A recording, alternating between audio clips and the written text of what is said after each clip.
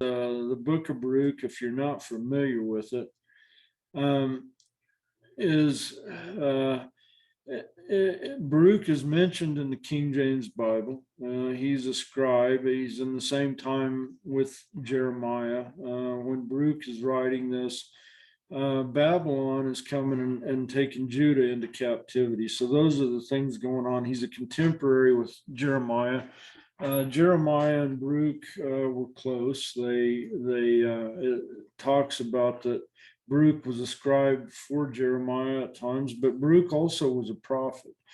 He had some tremendous prophecies. And so we talk about, once in a while, we'll talk about the book of Second Esdras. That's a Latin name for the English third and fourth Ezra. Again, that's the same Ezra that you're familiar with in the King James, but it's just not in the King James. And people say, well, it's not canon. It's not in the King James. Well, it was. Second Ezra, third and fourth Ezra, or second Baruch, and 14 other books were removed from the King James Bible in 1823. Right. So I asked people, I say, and it was in the King James, it was in the Geneva, it was in the Geneva prior to that.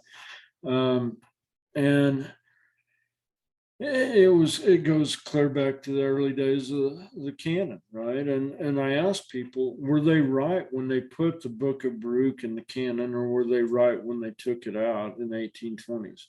Were they right to put the book of third and fourth Ezra in the canon and go and clear through to the King James, modern King James Bible? Were they right to have those books in there, or were they right when they took them out?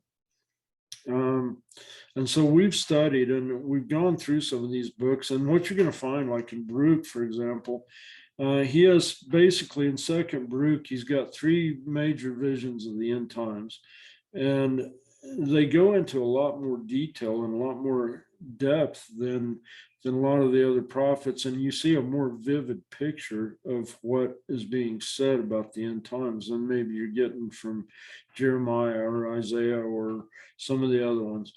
It just gives a more of an account that you can put with the other accounts and get a bigger picture of the whole thing. And so, what we've been doing, we've been going through Baruch, like say, these visions are visions of the end of the age. They're visions of the tribulation, that day of judgment, that day of affliction. And so we're comparing those visions with Jeremiah and Isaiah and Ezekiel and Daniel and Hosea and Malachi and Micah and Zephaniah and Zechariah. We're comparing these books, and what we're finding, there is no difference in what they're saying. Now, somebody did not like what was said in this book, and we'll get to it in a little bit, and we're going to define what it was that people did not like, why they had this book removed. And it's the same reason they took out second Esdras, third and fourth Ezra. And, a lot of our books that we read today, they tried to take them out as well, but they weren't successful. Revelation, if they'd had their way, Revelation would not be in the King James today, but they couldn't get that taken out. But it was on their hit list. They wanted it out. And so we're going to find out what it was about these books that made people upset. And when we get to it, we'll stop and we're going to talk about it. And we're just going to compare what they objected to other scriptures. And so we're going to begin right now. And Baruch has had a vision. I'm going to say a little bit, if you haven't seen our last video, Baruch had a vision and a night dream called a night vision. He had the vision, and then an angel come to him and interpreted what he had seen in his vision. And basically, he talks about, and I'm debating whether to go back and read it. I'm not going to, I'm just going to explain it to you. He talks about in his night dream, in this vision, that he saw a mountain range, a majestic mountain range, and down in the valley, it was full of this majestic forest.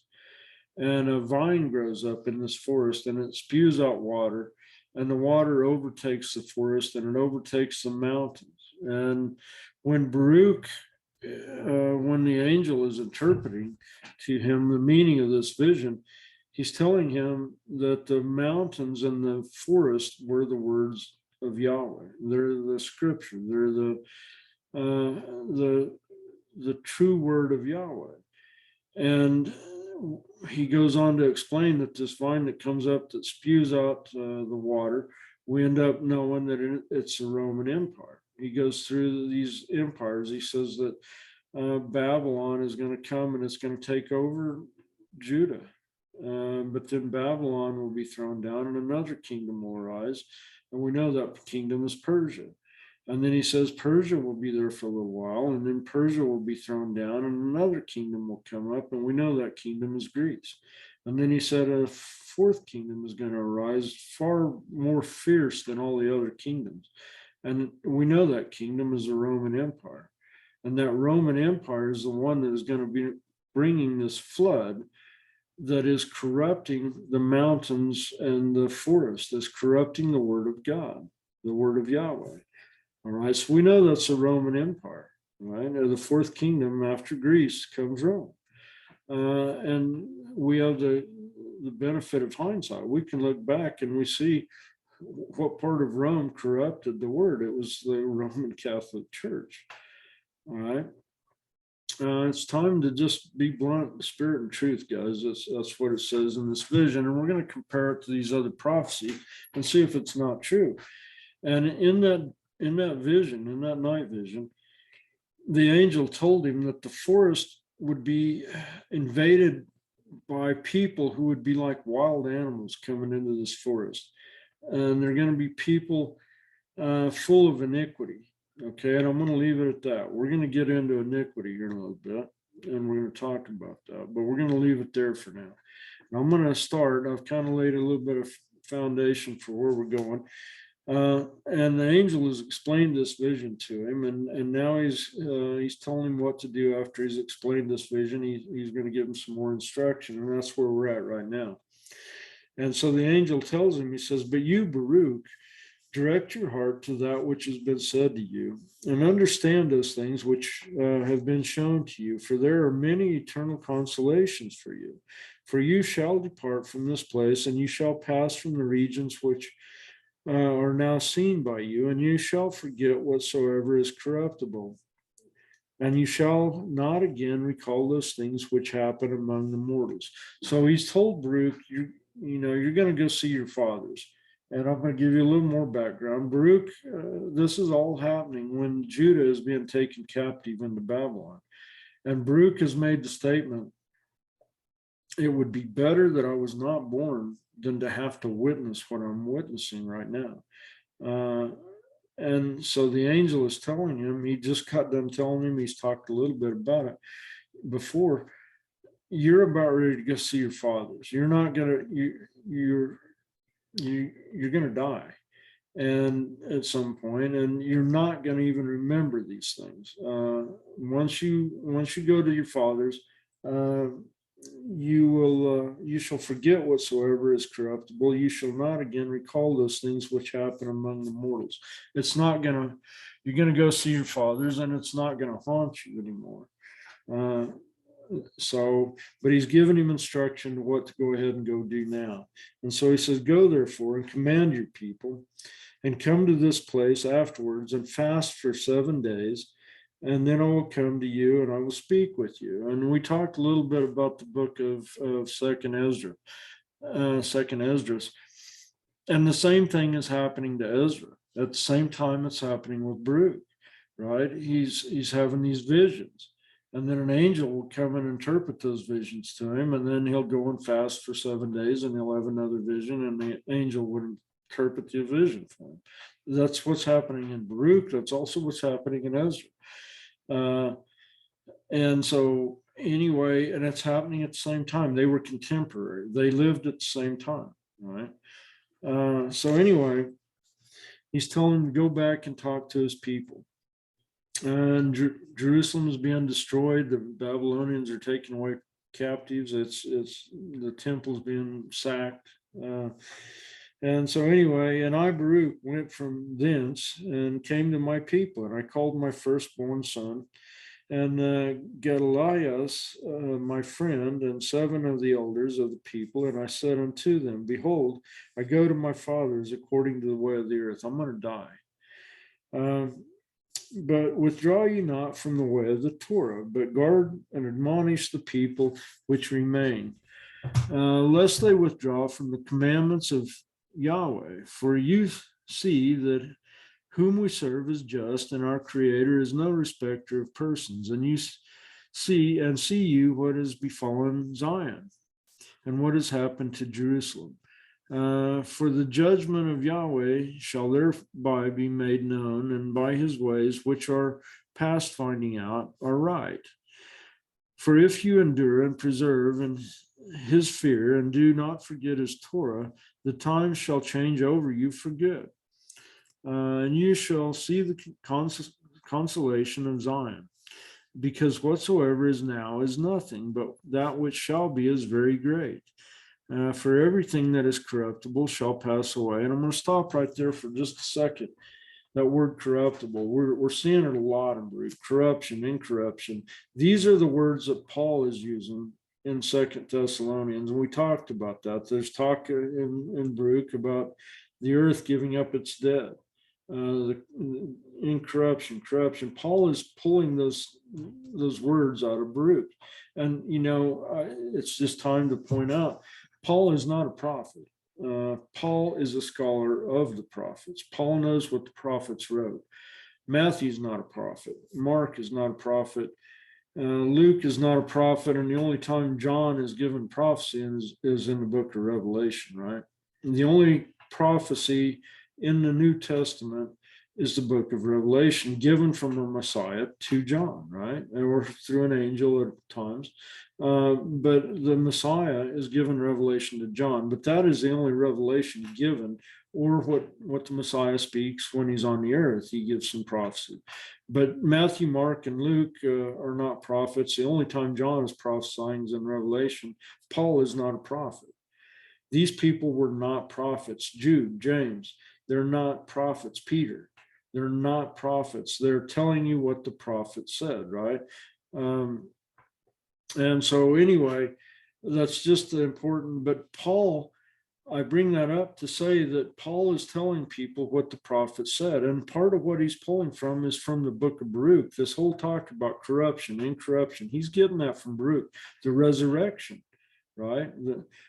Tell you a mystery. We shall not all die, but the dead in Christ will rise first, and we're going to meet him in the air. He's getting that from Baruch. Part of it. He's clearly getting from the book of Baruch. But anyway, I got to talking, lost my spot. You see whom we say, I was below that. Sorry about that. I get excited and lose my spot.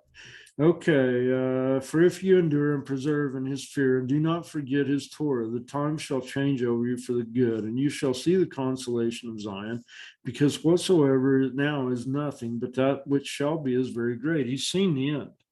He's seen visions of the end. He knows it's going to end up with, when we go into the end of this age, going into the next age, it's great.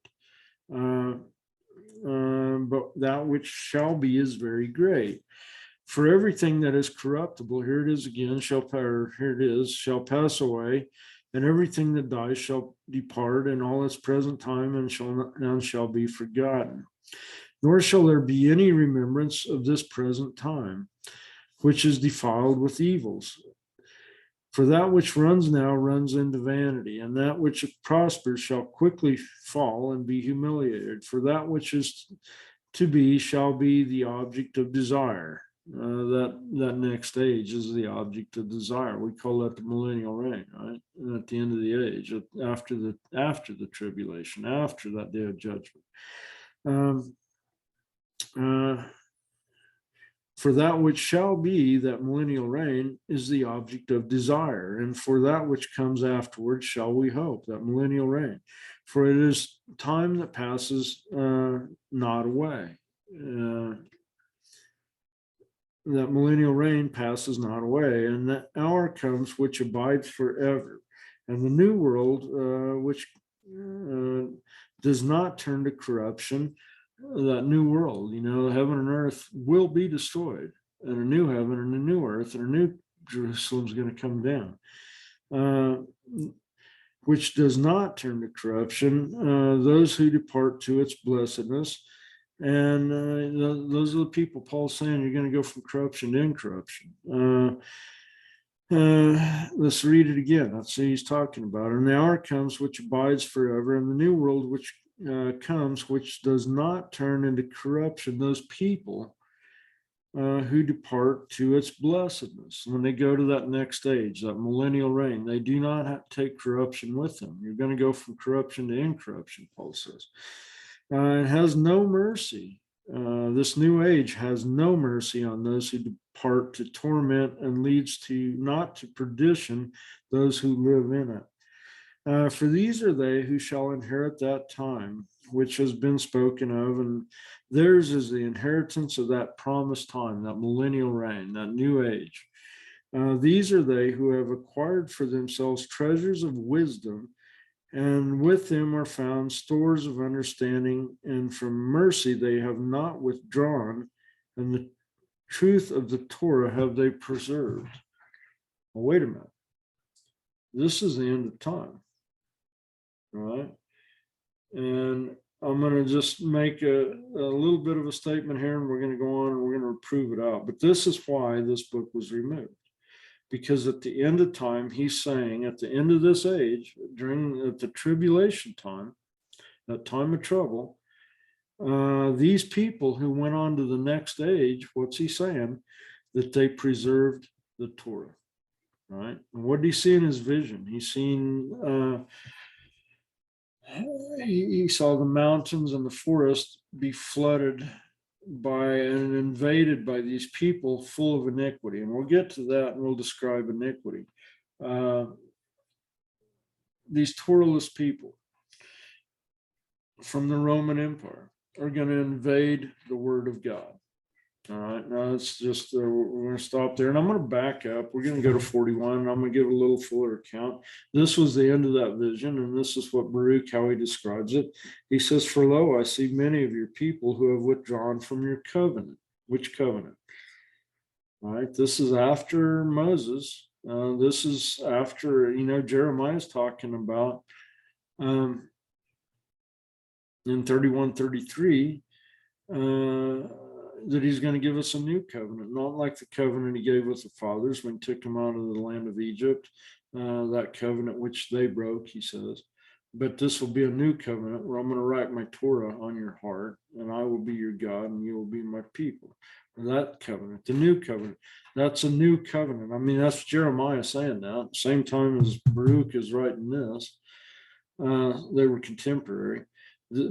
Jeremiah is writing about this new covenant. Baruch is saying that in the end time, at that day of tribulation, I see many of people who are withdrawing from that covenant that Jeremiah is describing in 31:33.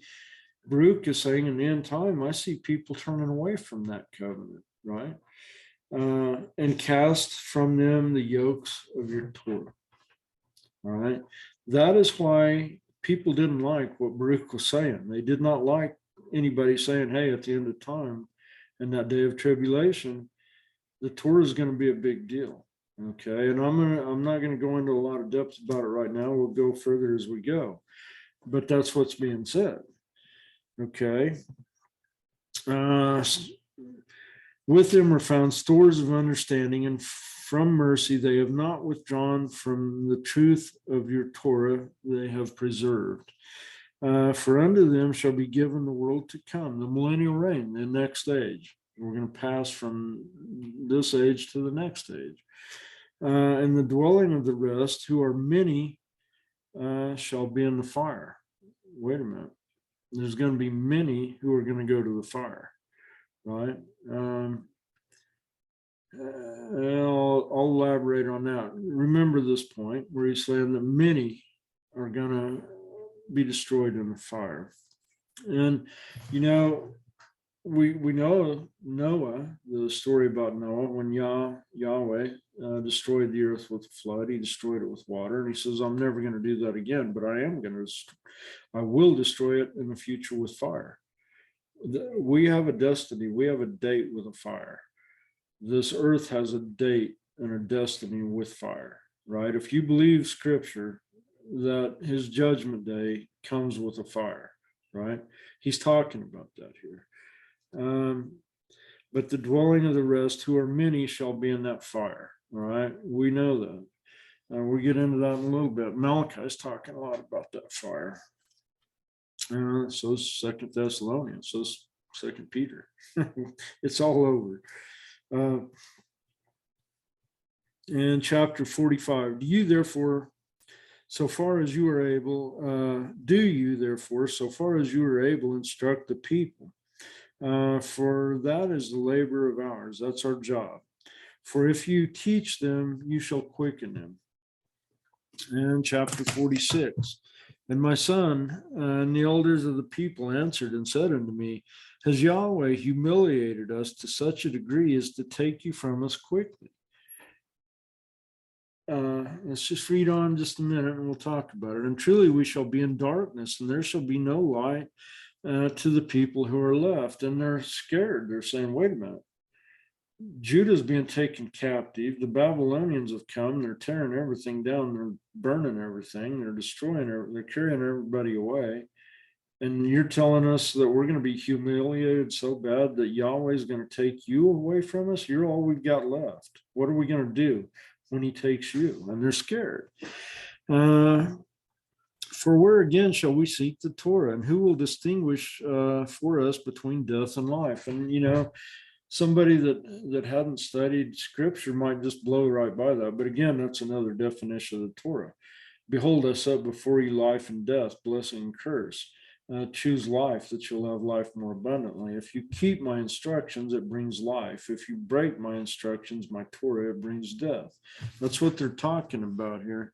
For where will again shall we seek the Torah, or who will distinguish for us between death and life, keeping the Torah? Who's going to tell us how to do it? And I said unto them, the throne of Yahweh I cannot resist. If He tells me I got to go see my Father, I'm going to go to the Father's, it's time to go, I can't resist that. Nevertheless, there shall not be wanting in Israel, Yasharel, a wise man, nor a son of the Torah to the seed of Jacob. There's going to be people here to teach you. He's saying, when He takes me, there's still going to be someone here to teach you. But only prepare your hearts that you may obey the Torah and be subject to those who are in fear, are wise and understanding, and prepare your souls that you may not depart from them. For if you do these things, good news shall come unto you, but which I before told you of, nor shall you fall into the torment of which I also testified to you before. But with regard to the word that I was to be taken, I did not make it known to them or to my son. So he didn't go into a lot of detail about having to go to the fathers. He knew more than he told them. And when I had gone forth and dismissed them, I went thence, and I said unto them, behold, I go to Chevron. For thither Yahweh has sent me. And I came to that place where the word had been spoken unto me, and I sat there and I fasted for 7 days. Same thing's happening to him that's happening to Ezra. Ezra's fasting 7 days, having a vision, and angels coming and telling him what the vision means. Baruch is fasting 7 days, having another vision, angels coming to him and interpreting it. Then he'll fast 7 days, have another vision. That's how it's working for both of them. And it came to pass after the 7th day that I prayed before Yahweh, and I said, O my Adonai, you summoned the advent of times, and they stand before you. You cause the power of the ages to pass away, and they do not resist you. You arrange the method of the seasons, and they obey you. You alone know the duration of the generations. and you reveal not your mysteries to many people. He's shown a little bit of it to Baruch, but he doesn't show it to many people. You make known the multitude of the fire, and you weigh the lightness of the wind. You explore the limit of the heights, and you scrutinize the depths of the darkness. The Messiah is talking about that a little bit with Nicodemus. Said, you don't even know where the wind comes from. How do you don't understand the things of the earth? How can you ever understand heavenly things, right? Baruch's saying kind of the same thing. He's saying only you can do these things. Only you understand these things. You make known the multitude of fire, and you weigh the lightness of the wind. You explore the limit of the heights, and you scrutinize the depths of the darkness, the seas. You care for the number which pass away, that they may be preserved, and you prepare a place for those who are still to be. You remember the beginning which you have made, and the destruction that is to be, you forget not. With nods of fear and indignation, now I'm going to pause for a second on indignation. Anytime we're seeing this word indignation, it's popping up a lot. And it's talking about clearly that day of trouble, that day of affliction. Jeremiah talks about that, right? And Isaiah talks about these weapons of indignation. They're popping up, describing that time, that tribulation time, that day of trouble.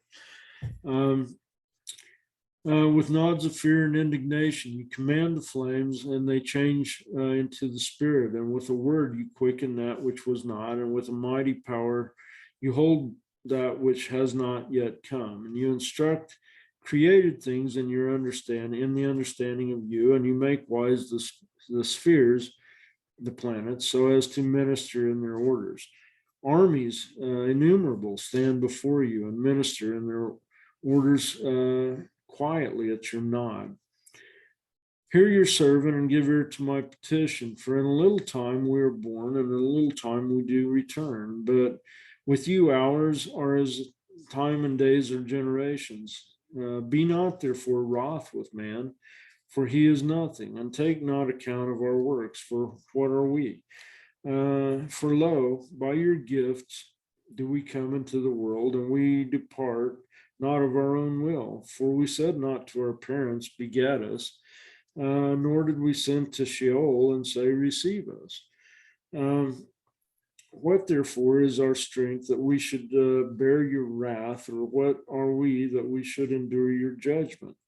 Protect us in your compassions, and in your mercy help us. Behold the little ones that are subject unto you, and save all that draw nigh unto you. And destroy not the hope of our people, and cut not short the times of our aid. He's petitioning for the people. He's telling them that, have mercy on the people. For this is the nation which you have chosen, and these are the people to whom you find no equal. But I will speak now before you, and I will say as my heart thinks. So he's speaking a little bit boldly to y'all. He said, I'm just going to be blunt. I'm going to say what's on my mind. In you do we trust, for lo, your Torah is with us, and we know that we shall not fall so long as we guard your statutes. If anybody ever wonders what that word statutes means, it means Torah, right? It says we trust in your Torah. Your Torah is with us, and we know that we shall not fall so long as we guard your Torah, your statutes. So in the New Testament, anytime you see that word statutes, it still means Torah. To all time we are blessed at all events, and this that we have not mingled with other nations. I'm going to stop there for just a second. Okay. Still yet today, we're 2,500 years after he wrote these words. Judah has not mingled with the other nations, right? The Jews still know who they are. If you have a rabbi today, they're the son of a rabbi.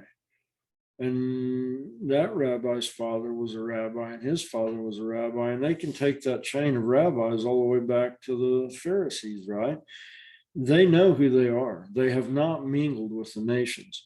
Now, I'm just going to point out, we've done whole videos on this, but when David was the king, uh, and then he died, and Solomon takes over, and he dies, and there's a civil war, and the nation is divided. And in the north, there are 10 tribes. Those 10 tribes are known as Israel. The southern kingdom, after the split in the nation, the two tribes in the south are Judah and Benjamin. Those are the people who did not mingle. That's the ones he's talking about. We have not mingled with the other nations. Those 10 nations to the north in the land of Israel, right? Where our Messiah didn't live in Israel, he lived in Judea, right? It was not Israel back then. But Israel was the 10 northern tribes, and they scattered to the world, and they mingled with everybody, right? Israel, that was their purpose. That was the reason they were created, was to mingle with the world. And I just want to point out that Baruch is saying we didn't mingle with the world. We have not mingled with the world. And still, here we are 2,500 years later, and the Jews still have not mingled with the world. But you have a hard time finding Israel. You have a hard time finding those lost 10 tribes. They mingled with everybody. Okay. To all times we are blessed in all events in this, that we have not mingled with the other nations. And he spoke a little bit about it, and I'm going to go back and just touch on it. Back in chapter 43 or 42, 42:3 says, and as for what you said regarding those who have drawn near and those who have withdrawn, this is the word. As for those who were before subject, the Israel, the 10 nations in the north, they were at one time subject to Yahweh. And afterwards they withdrew from Yahweh, and he cast them out. He scattered them to the world. They withdrew, and they mingled himself with the seed of mingled people. They did mingle. Israel mingled with everybody. Israel scattered themselves to the entire world, to the point that they're diluted into the population, and you can't tell Israel from any other Gentile. But the Jews to this day have not mingled. I mean, the Jews know who they are still. For we are all celebrated, one celebrated people who have received the Torah from Yahweh, and the Torah which is among us will aid, and the surpassing wisdom which is in us will help us. And when I had prayed and said these things, I was greatly weakened. And he answered, and he said unto me, Yahweh's answering, he says, you have prayed simply, O Baruch, and all your words have been heard. But my judgment exacts its own, and my Torah exacts its rights. Okay, now I'm going to be a little bit bold. I'm going to say what's coming, and I'll prove it out. That we will be judged by the Torah. He says what's right. He says what's wrong. And when we are judged for our wrongdoing, the Torah will be our judge. You're guilty of this, you're guilty of this, you're guilty of this. Now, we have a Redeemer, but we're going to get to that. My judgment exacts its own, and my Torah exacts its rights. For from your words I will answer you from your prayer, and I will speak to you. For this is as follows. He that is corrupt is not at all. There's that word corrupt again, and maybe I haven't talked about it today, but Paul is pulling these words straight from Baruch, this corruption, incorruption. A lot of what he's talking about, Baruch is talking about a resurrection when the earth gives up its dead, and corruption, incorruption. And, Paul is not a prophet. John's not book of Revelation is a prophecy, but that is the only prophecy in the New Testament is what the Messiah spoke and what he told John in Revelation. All the rest of it is not. If it's a prophecy, they're quoting another prophet, right? Paul is always quoting Hosea. He's quoting Isaiah. He's quoting these prophets. Paul was a scholar. He was not a prophet. Neither was Matthew, Mark, or Luke, or Peter, or Jude, or James. If they're giving a prophecy, James He's clearly quoting from Enoch, another prophet. Jude is clearly quoting from the book of Enoch. He's giving a prophecy from the book of Enoch. They were not prophets. They're just telling you what the prophet said. They're not telling you the future. Because Yah told him, thus says Yah, this is the future. They're quoting other prophets. So is Paul. Paul is not a prophet. For this is as follows: he that is corrupted is not at all. Now let's stop and think about that for a second. That's heavy. He that is, you're going to go from corruption to incorruption, Paul says. He's pulling that language from Baruch. We've read part of it in the past. Today we'll read a little bit more. But that's a heavy statement. He that is corrupt is not at all. There's a commercial about if you have a building that's been flooded or destroyed by fire, we'll come in and we'll make it like it never happened. He's just got done saying, if you're corrupt, it's like you never happened. That's heavy. For this is as follows: he that is corrupt is not at all. It's like you never happened. He has both wrought iniquity so far as he could do anything, and has not remembered my goodness, nor accepted my long suffering. Therefore, you shall surely be taken up, as I told you before. You're going to die. For that time shall arise which brings affliction. Now we're jumping. He's going to the end of time. He's talking about that day of affliction. For this time shall arise which brings affliction, for it shall come and pass with quick vehemence. That time of trouble, it's not going to last long, but it's going to be a tough time. Time like the world has never seen. It shall be turbulent, tribulation, coming on the heart of indignation. There's indignation again, right? And it's ironic, Isaiah's talking about, what's he talking about? These weapons of indignation. Jeremiah is talking about these weapons of indignation, talking about that day of trouble, that day when the earth has been going through it, Jacob's trouble. And these weapons of indignation, what in the world are they, and why in the world does Russia today have their newest missiles, their most advanced hypersonic Mach 20 missiles that they have? What'd they name them? The weapons of indignation. Maybe that's a coincidence. Maybe they read the Bible and saw that was going to come in the end times, and they named that just to scare people. Or maybe they don't know what the Bible says and they just named them that. I don't know. I mean, but that's what they call it.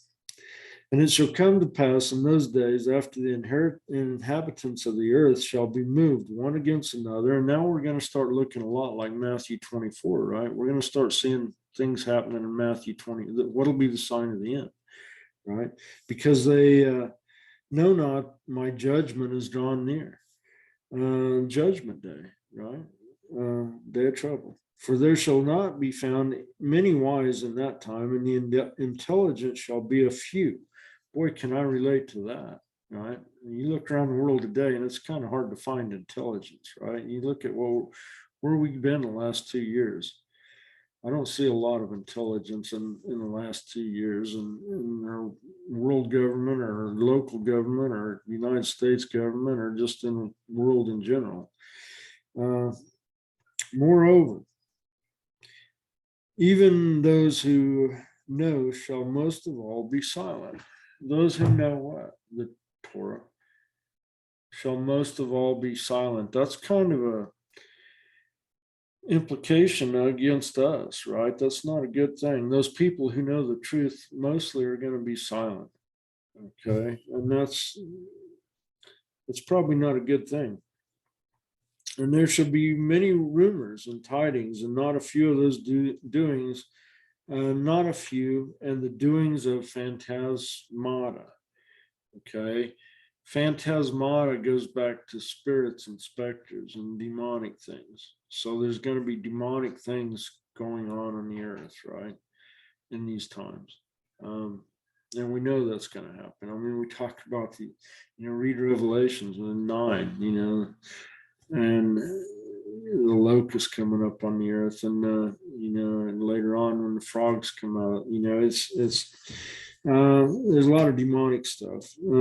Shall be manifest, and the promise. Not a few will be recounted. Some of them shall prove idle, and some of them shall be confirmed. There's going to be a lot of chaos, a lot of world leaders saying, "I'm going to do this," and maybe they do, maybe they don't. It's going to be hard to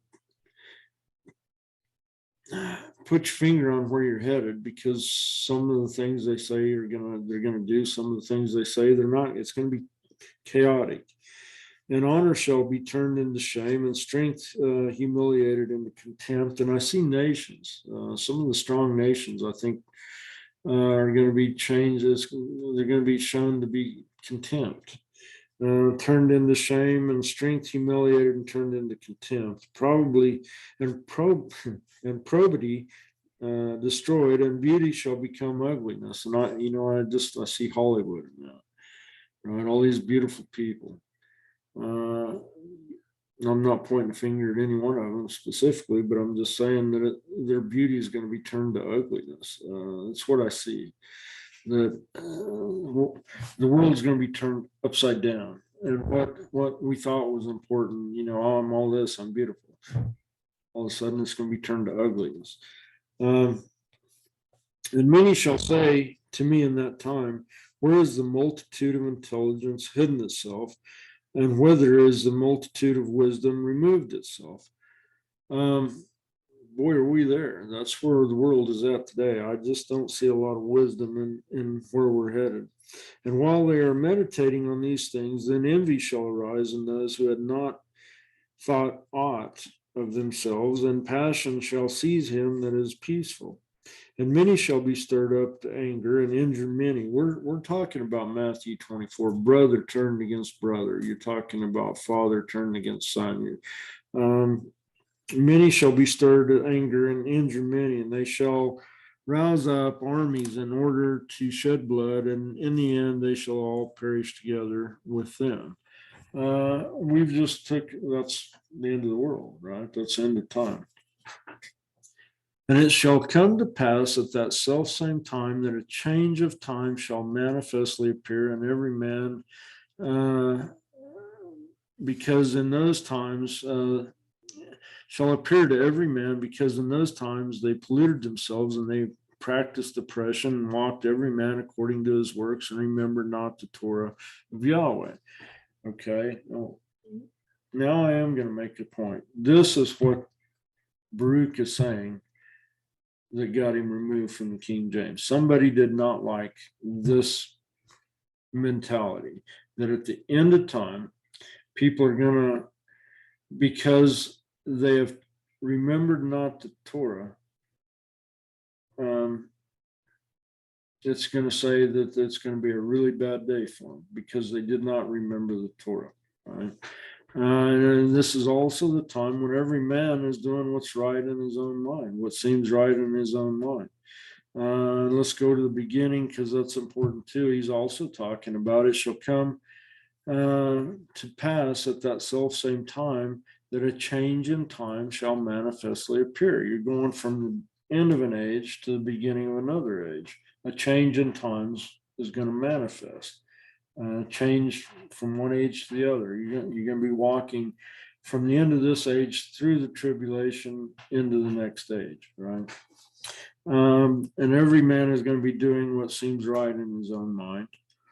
They're not going to be doing what Yah says is right or wrong. They're going to be doing what's right or wrong in their own mind. They walked every man according to his own works, and remembered not the Torah of Yahweh. So at the end of time, they remembered not the Torah. And what happens to them? Well, let's find out. Therefore, a fire shall consume their thoughts, and in flame shall their meditation of their mind be tried. For the judge shall come and will not tarry. This is judgment day. This is the fire. This is, he destroyed it once with a flood. He's going to come back and destroy it with fire. We'll see that later on. Because each of the inhabitants of the earth knew when he was transgressing. Transgressing what? The Torah. They did not like what Baruch was saying, and they removed this book from the King James Canon and Geneva, and it's still in the old ones, but they took it out of the new ones. But my Torah they knew not by reason of their pride.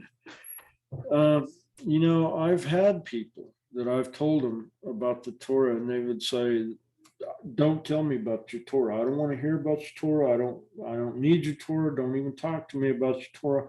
I know what's right and wrong. I don't need God to tell me what's right and wrong. I know what's right. My pride is telling me I don't need God to tell me what's right and wrong, because I'm smart enough to know right and wrong for myself.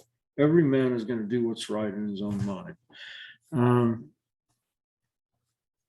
But my Torah they knew not by reason of their pride. I've seen that. But many shall then assuredly weep, yea, over the living more than the dead. And I'm just going to spend a second on this. It's an odd thing to say that people are weeping for the living more than the dead. There will be a time when those people, and we'll see that, I'll prove this out in a minute, but there's going to be people in the end times who are not keeping Torah, and they're still alive, but they're lost, because many, as it says, will die in the fire. We just read that. I told you to hold on to that thought. Many are going to die in a fire because they don't keep the Torah. And that's what Baruch's saying. And we're going to compare that to other prophets. Maybe Baruch's wrong. I don't know. We'll look and we'll see what the other prophets say.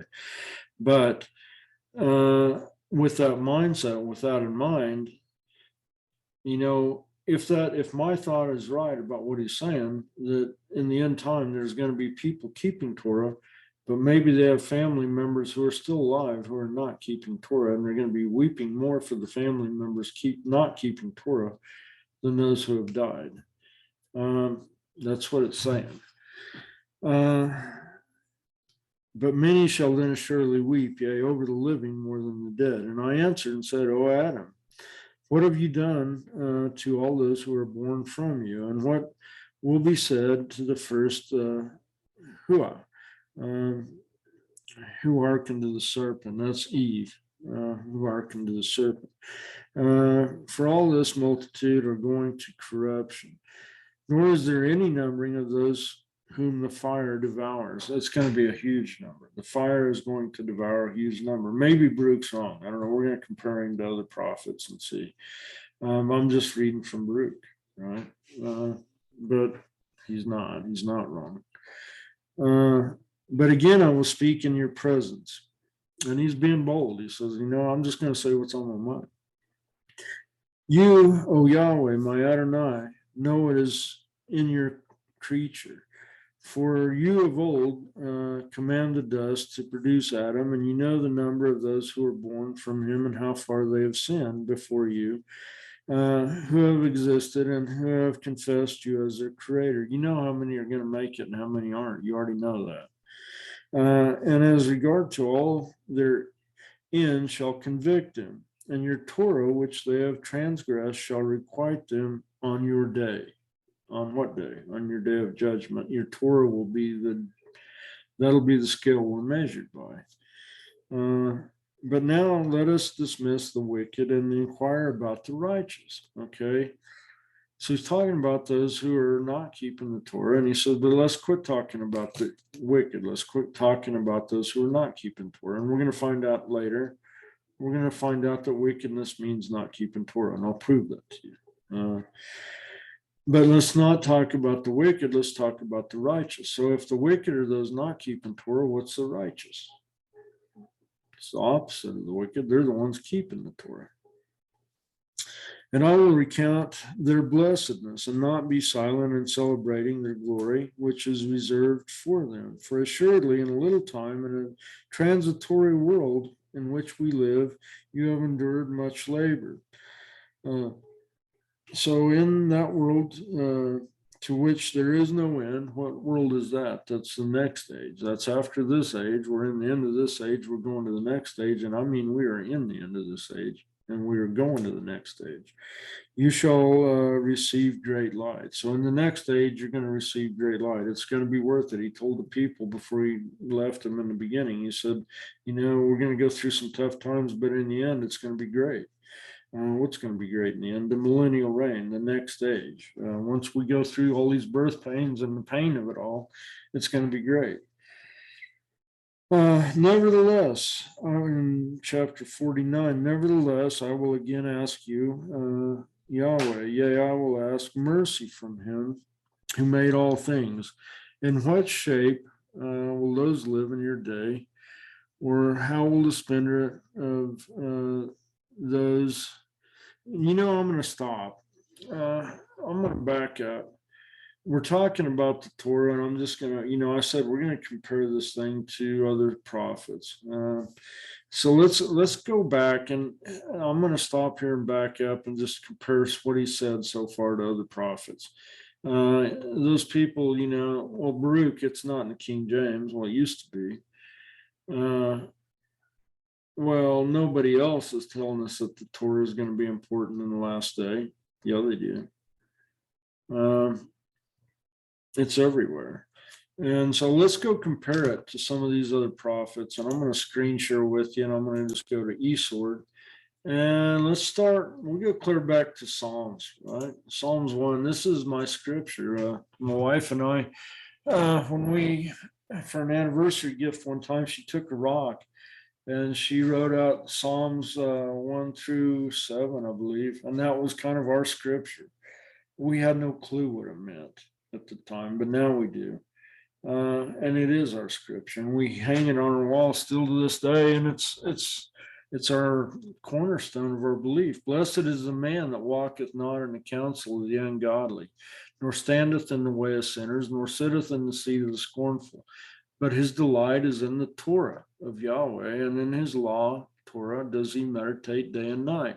And he shall be a tree planted by the rivers of water, that bringeth forth fruit in his season. The Bible is clearly saying at the end, people are going to come back to the Torah. That's the fruit in the season and the end season that is going to come back. His leaf also shall not wither. That's that blessed time that Baruch's talking about when you're going from corruption to incorruption. That time where there is no corruption, your leaf is not going to wither. And whatsoever he does shall prosper. The ungodly are not so, but are like chaff. Now we're starting to get, for those that haven't seen or heard me talk about Psalms before, Psalms is probably the biggest book of prophecy in the Old Testament. From 1 all the way to 150, the book of Psalms is prophesying end time stuff. And we're going to see that right here in the beginning of Psalms. We're starting to talk about chaff. Chaff is end times language, right? The chaff will burn. The ungodly are not so, but they're like the chaff, which the wind driveth away. Therefore, the ungodly shall not stand in the judgment. What? Excuse me. What judgment is that? Judgment day. Dry throat. Therefore, the ungodly shall not stand in the judgment, that day of judgment, that day of affliction. No sinners, nor sinners in the congregation of the righteous. If the unrighteous, if the wicked are Toraless, and then he wants to talk about the righteous, and the righteous are keeping Torah. Here again, what is the unrighteous and what is the righteous? Nor sinners in the congregation of the righteous, right? He said, if those that weren't keeping Torah were wicked, those who are keeping Torah are righteous. So therefore, the ungodly shall not stand in that judgment, nor sinners in the congregation of the righteous. For Yahweh knoweth the way of righteousness, but the way of the ungodly shall perish. Now, has that happened yet? No. When does that happen? In the day of affliction, going from the end of that age to the beginning of the new age. That is when the ungodly shall perish, and there will be no corruption go forward into the new age. So we're We're talking about that in Psalms. Let's go. Let's go look at Malachi. Right. Let's go to Malachi 3, and I'm going to just set the stage by showing what day this is. Right. This is the day of trouble. This is the day of tribulation. I'm kind of in the way. Let me move me here. Okay. Malachi 3:1, behold, I will send my messenger, and he shall prepare the way before me. And the Messiah, this is the Messiah, whom you seek, shall suddenly come to his temple. Who comes to the temple at the end, at the very end? The Messiah. Even the messenger of the covenant. Who gave us this new covenant? The Messiah. Right? We're in the new covenant now. He's the messenger of the covenant. Whom you delight in. Behold, he shall come, saith Yahweh host. But who may abide in the day of his coming, and who shall stand when he appears? For he is like a refiner's fire and a fuller's soap, and he shall sit as the refiner and purifier of silver, and shall purify the son of Levi, and purge them as gold and silver, that they may offer unto Yahweh an offering of righteousness. Then shall the offering of Judah and Jerusalem be pleasant to Yahweh as in the days of old, as in the former years. Now we know this is when the Messiah is coming to the temple. We know it's in time. I will come near to you in judgment. What day is this? Judgment day. The day when he's going to destroy you. I'm not going to flood the world again, but I'll destroy it with fire. The world has a date with a fire, right? We have a destiny with a fire. And I will come near to you in judgment. That's that day. I will be a swift witness against the sorcerers and against the adulterers and against the false swearers and against those who oppress the hireling and his wages and the widow and the fatherless, and turn aside the stranger from his right, and fear not me, saith Yahweh.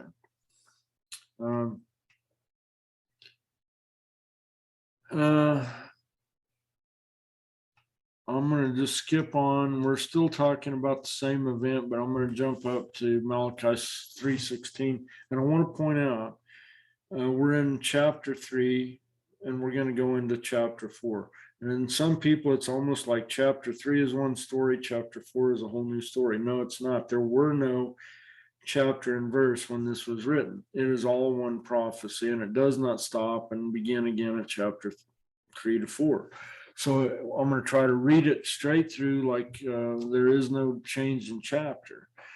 Then they feared Yahweh and spoke often one to another, and Yahweh hearkened and he heard it. And a book of remembrance was written before him for them that feared Yahweh and that thought upon his name. And that is not an idle statement.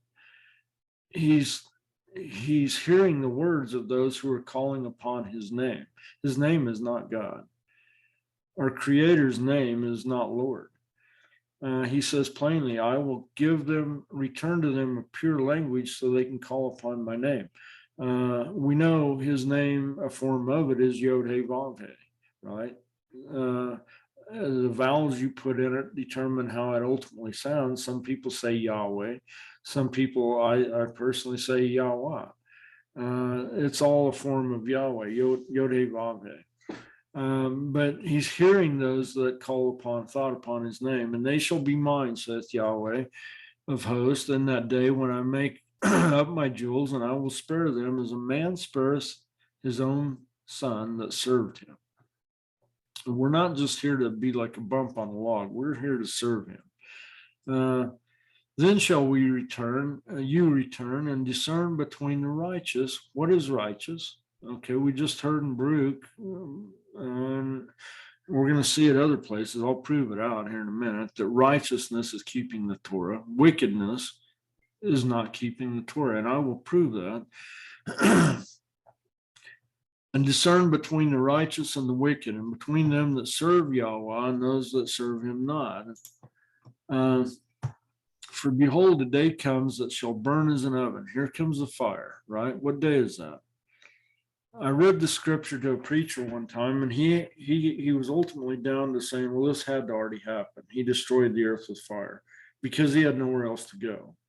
He could not acknowledge that what was getting ready to happen was a future event. God has not destroyed the earth with fire yet, guys. Okay, for behold, the day cometh that shall burn as an oven, and all the proud, yea, all that do wickedly shall be stubble.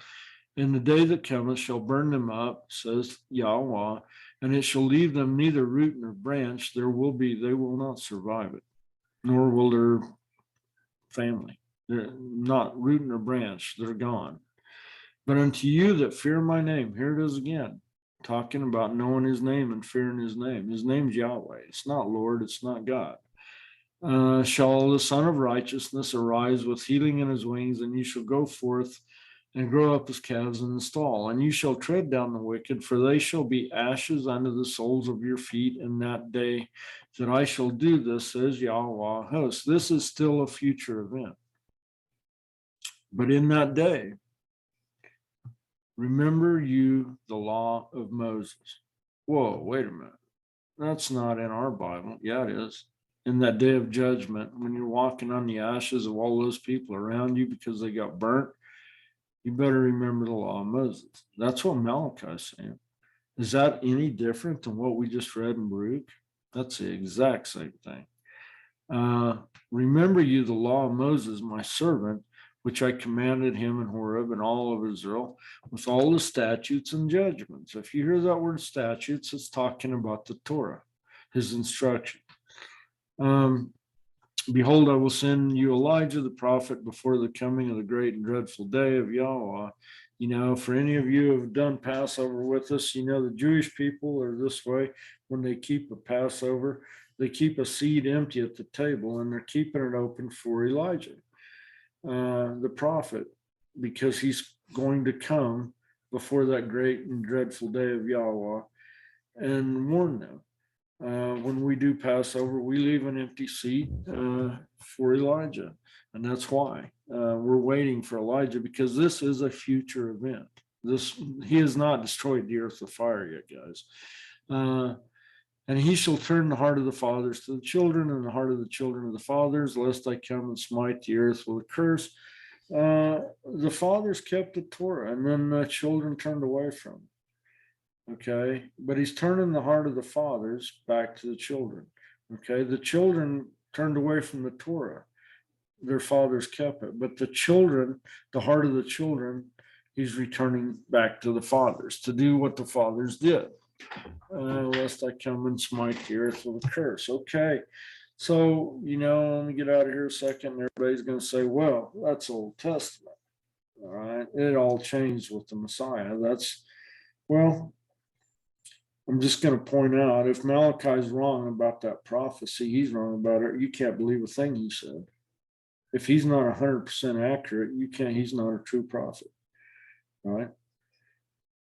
If any prophet says anything that isn't accurate, they're not a true prophet. If they could say 99 truths and one thing that's inaccurate, and for that one thing, they're not a true prophet, according to God, according to Yahweh.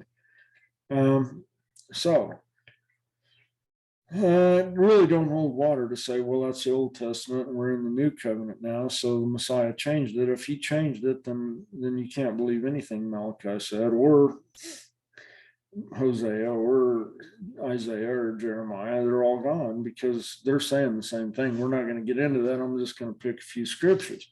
But is Baruch saying anything different than that? Let's compare it. Let's look side by side and compare what they're saying. All right. In that day when he's destroying the earth with fire, remember the Torah, right? That's what Malachi just said right there. Remember you the law of Moses, my servant. In that day when I'm destroying the earth with fire, remember you the law of Moses, my servant. Okay, is that anything different than Baruch said? Now, a minute ago, we were all ready to throw rocks at Baruch because it was heresy what he was saying. Well, Malachi is saying the same thing, right? Let's compare it. And it shall come to pass at that selfsame time that a change in time shall manifestly appear to every man, going from one age to another. Because of all those times they polluted themselves and practiced oppression and walked every man according to his own works, does what's right in his own mind, and remembered not the Torah. And so what happened to them? Therefore, a fire shall consume their thoughts, and a flame in the meditations of their mind be tried. For the judges come and will not tarry, because each of the inhabitants of the earth knew when he was transgressing. But my Torah they knew not by reason of their pride. Is that anything different than what we just read in Matthew or in Malachi? No, that's the exact same thing. Baruch's being pretty graphic, but so is Malachi. You know, they removed Baruch, but if they wanted to remove everywhere it said that, there wouldn't be nothing left, right? The prophets all say this. I'm not going to go to all the prophets. I'm going to show you a few. Is that anything different than what it was saying in Psalms? On that day of judgment, the ungodly will not stand, right? They're going to be destroyed.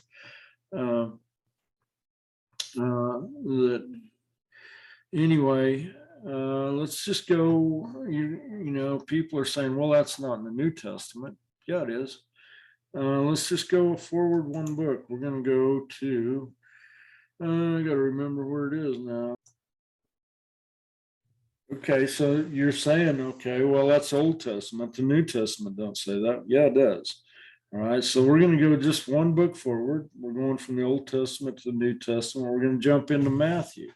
Let's see, and these are red letters, right? Let's see what it says here in Matthew. Matthew 7:21. We all know this story, right? But you're going to hear it in a way maybe you never heard it before.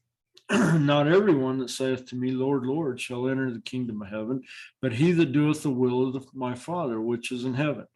All right, let's stop about that. Let's talk about that for a second.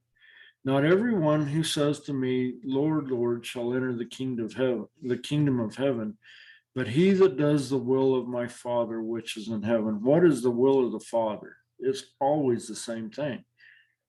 Keep my Torah, right? He's saying that from Exodus all the way through. Well, he's actually saying that back to Genesis to Adam. You know, here's my instruction, keep it. Well, I broke it. Okay, you're out. He's saying, here's my instruction. Then that's a Torah. Don't eat from the forbidden fruit. That was Torah. They broke it. What's the will of the Father in heaven? We'll go through it time and again. It's always the same thing. Keep my commandments, keep my judgments, keep my statutes. We just read it in Baruch. Many will say to me in that day, Lord, Lord, have we not prophesied in your name, and have we not cast out devils, and in thy name done many wonderful works? Okay, now these are not just people filling up a pew on Sunday, right? These guys are out casting out devils. They're prophesying in his name. They're healing the sick. They're doing things. These are guys that are, you know, movers and shakers. And what does he say to them? And I will profess to them, I never knew you. Depart from me, you that work iniquity. All right. Well, what does that have to do with the Torah? Well, let's look. Let's go back to 23. We're going to look at that word iniquity, right? This is Strong's Concordance. Okay. And if you don't believe Strong's, maybe you like Brown, Driver, and Briggs, because it says the same thing. And if you don't like Strong's or Brown, Driver, and Briggs, look in Thayer, because they all define iniquity the same way. Let's see what iniquity is. All right. I'm already there. It's a Greek word 458. Iniquity means illegality, that is a violation of the law. Wickedness, we said earlier. Wickedness means transgression of the Torah. They're not keeping the Torah. That was what we defined it in Baruch as. What does Strong say about that? Wickedness is a violation of the law. Iniquity, transgression of the law. Well, that's a little bit vague, right? So what law? Okay, well, let's look at G459, which is a root word of 458. 458 is anomia. 459, the Greek 459 is anomos, animus. Let's see what it says. Lawless, that is negatively not subject. And this is such a Roman Catholic mentality, it's not even funny. This is not the Jewish law. The Jews didn't make this law. Who made the law? Who gave it to did a Jew hand that to Moses on Mount Sinai? No. Yahweh. This is his law. With his finger, that law was written, right? And handed to Moses, who took it down the mountain, right? Whose law is that? That's Yahweh's law, not the Jewish law, not subject to the law, Yahweh's law. By implication, they will be Gentiles. Wicked, there's that word wicked again. Iniquity, you can replace that word iniquity with wicked. They both mean not subject to the law of Yahweh, right? You know, we talked about, and I'm going to pop out of here for a second. We'll come back because this is important. We talked about in Baruch, that's where we began, right? This mountain range, this majestic mountain range in a forest, and a vine pops up.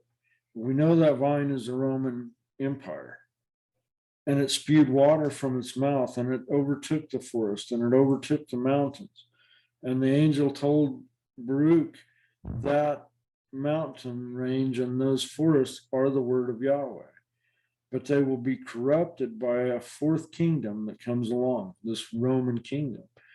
And this kingdom will be like wild beasts coming into the forest, bringing iniquity with it. All right, now let's go back and let's look at that.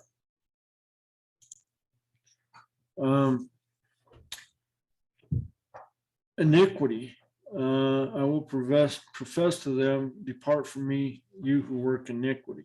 They're transgressing the Torah.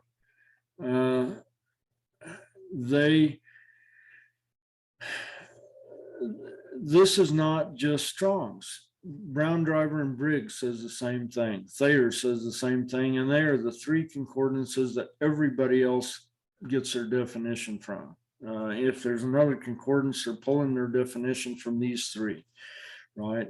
This is a dictionary of Bible words. At this point, if you do not agree that wickedness is Torahlessness, then you don't believe Strong's. If you don't believe transgression of the law is iniquity, and let's just look for a second real quick. If you go, and I can't do it here because I can't go that many times, but right here on G459, if I could click, if you look up close, you're going to see G3551, and then it's going to say not subject to the law, Yahweh's law. If you click on G3551, it's going to define that word law, and it says specifically it's talking about the law of Moses, right? So iniquity is specifically those not subject to the law of Moses, Yahweh's law, not the Jewish law, Yahweh's law. And by implication, these people are Gentiles. All right, I didn't write this. Doesn't say that in the New Testament. Yeah, it does. That's exactly what we just read in Matthew, any different than what we just read in Baruch. Let's compare them side by side, apples to apples. Okay.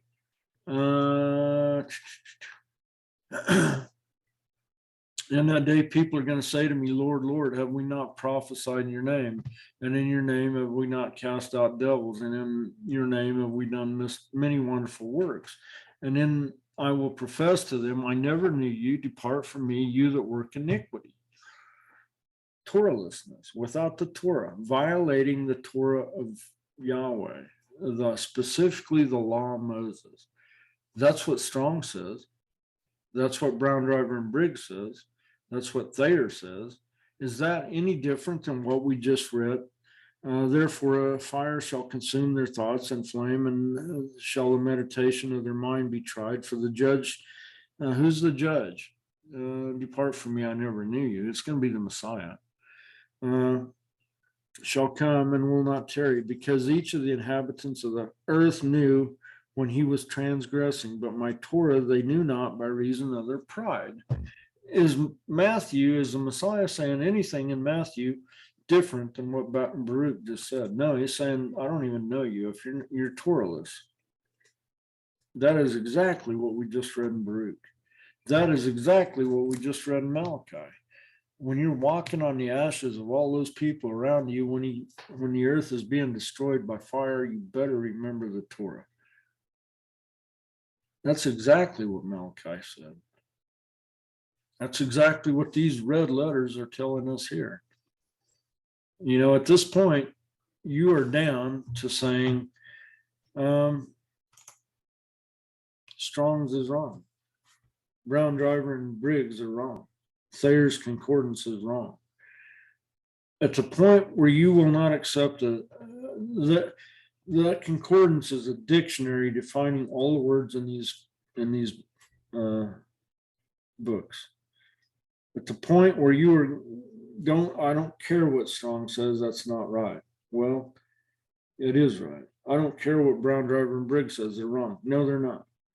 I don't care what Thayer says, they're wrong. No, they are not. That is what those words mean. Wicked means Torahless. Iniquity means Torahless, without the Torah, violating the law of Moses, Yahweh's law. Okay, well, that's a fluke. It's a little scripture in Matthew. No, well, it says it 3 different places in Matthew, but we're not going to go all those places. Let's look, you know, get my mouse where I want it here. Okay. You know, it blows my mind that it does not, if you want to know the definition of sin, the concordance is a dictionary that defines the words. Look up the word sin in Strong's Concordance, and you will not find it. That blows my mind. Sin is the biggest thing that ever came against humanity. It is the downfall of humanity. It is why we are in the state we're in, right? But you will not find a definition of the word sin in Strong's Concordance. Why don't they define it? Because they do not want to go where it leads, right? They don't want to say that sin is a violation of the Torah. They don't want to have to say that. They will define iniquity as that, but they will not go and tell you what sin is. That blows my mind. But we're lucky. John gives a pretty good definition of sin. Let's see what John says about sin. Let's go to 1 John 3:4, I think. Okay. Whosoever committeth sin transgresseth also the Torah. For sin is transgression of the Torah. Is that not what we just looked at for the description of iniquity? Transgression of the Torah, the law of Yahweh, specifically the law of Moses, right? By implication, Gentiles will be the one transgressing it. Is that not where we're at today? Did Rome not slip in transgression into the scripture and say, oh, the Roman Catholic Church says, oh, don't worry about the Torah, it's done away with. Well, there's a flood that comes into the forest and into the mountains from the Roman Empire that is going to deteriorate the word of Yahweh. And they're going to bring transgression. They're going to bring iniquity with them. What is iniquity? Torahlessness, right? That's not my word. That's not my definition. Let's just expand. Let's look at Strong's 3:4. Transgresseth also the law. And there we are again on same, there we are back at G458, right? Anomia, illegality, a violation of the Torah of Moses. Sin is transgression of the Torah of Moses. I am not making this stuff up, right?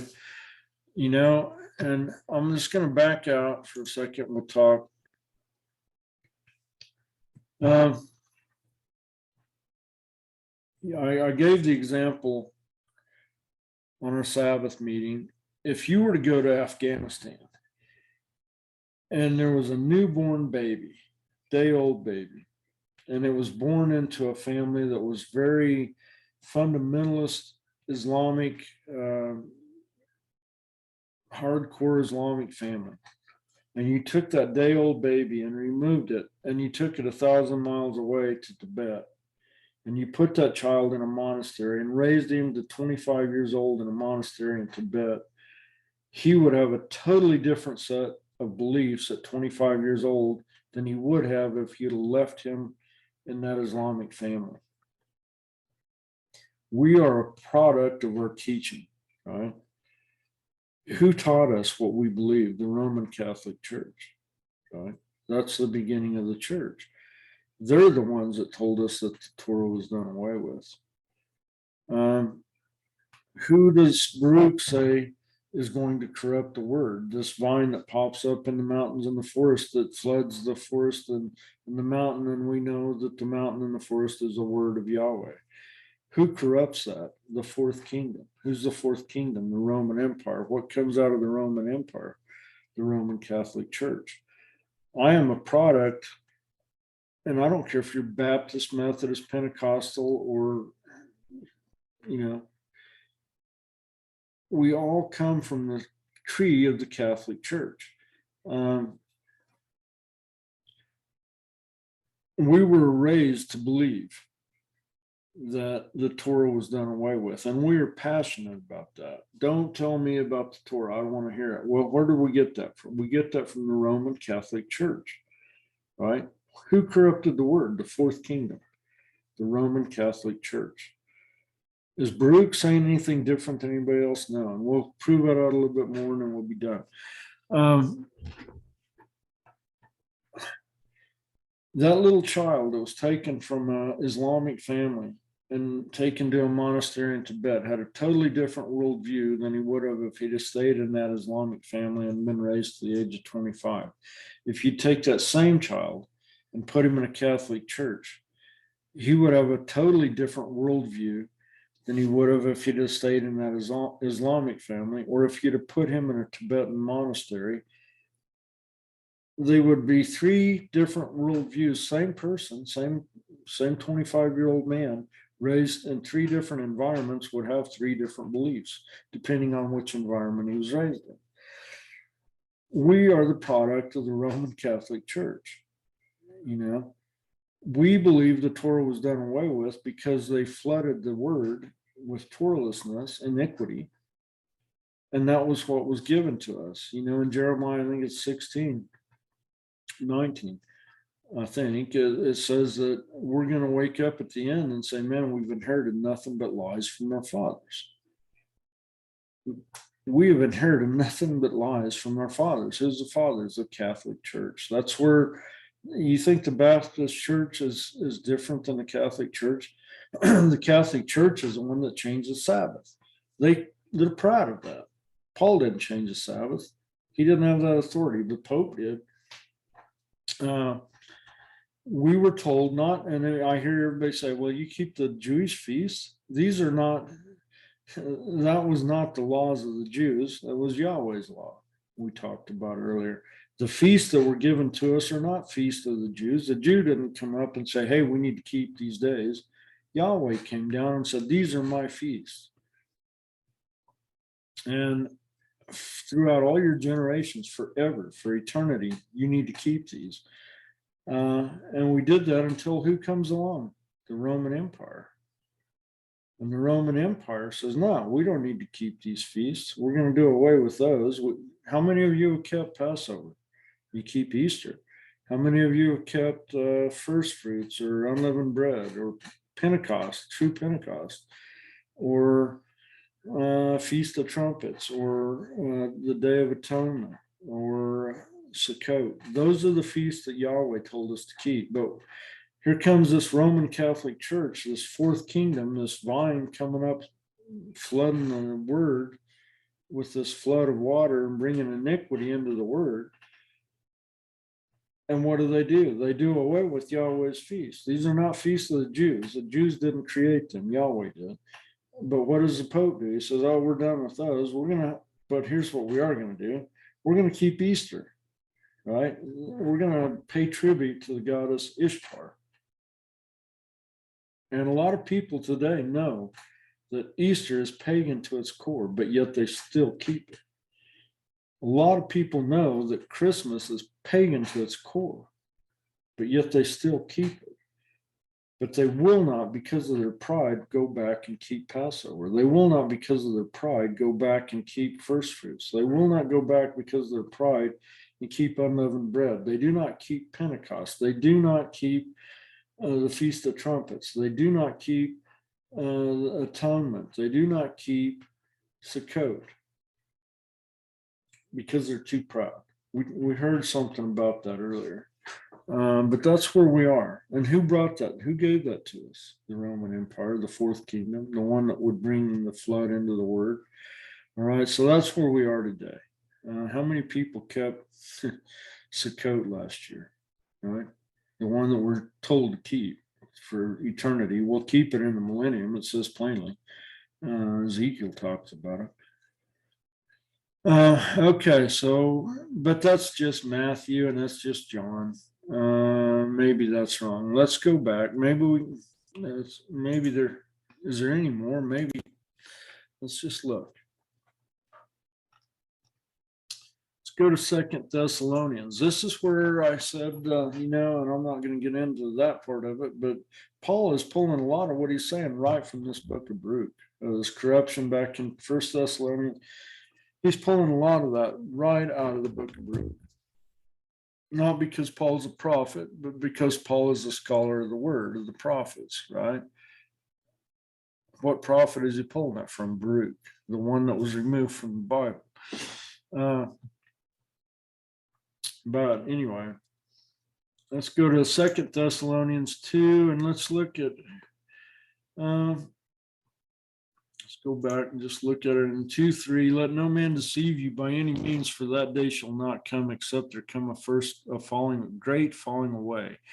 And the man of sin be revealed, the son of perdition. What day is this? This is that same end time.